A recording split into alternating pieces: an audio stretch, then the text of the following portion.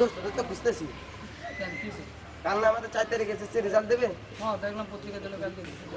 আমাদের খুব অনুভূতি হচ্ছে, খুব মজা পাচ্ছি। কাল নতুন নতুন কলেজে যাবো। এদের ভিতরে কোনো অনুভূতি নেই?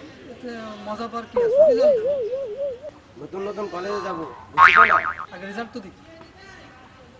রেজাল্ট কি দেবে? ইনশাল্লাহ তো আমরা সবাই পাস করে গেছি।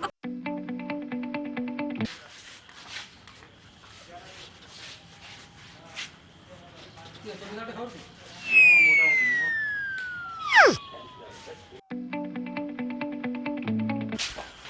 পাইছি!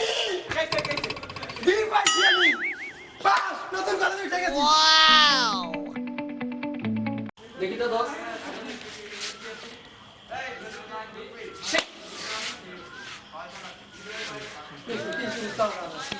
আরে বন্ধু, গোল্ডেন পাওয়ার কাছে ছিল, ক্লাস পাইছিল বন্ধু।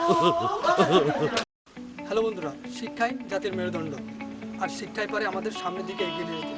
তাই আসুন আমরা সবাই নেশা বা মাদকের দিকে না যেয়ে শিক্ষার দিকে অগ্রসর হই, কারণ শিক্ষাই আমাদের জীবন চলার সঙ্গী। আর হ্যাঁ, আমাদের ভিডিওটি যদি আপনাদের ভালো লেগে থাকে তাহলে আমাদের বস টিভি চ্যানেলটি সাবস্ক্রাইব করুন, বেশি বেশি করে শেয়ার করুন।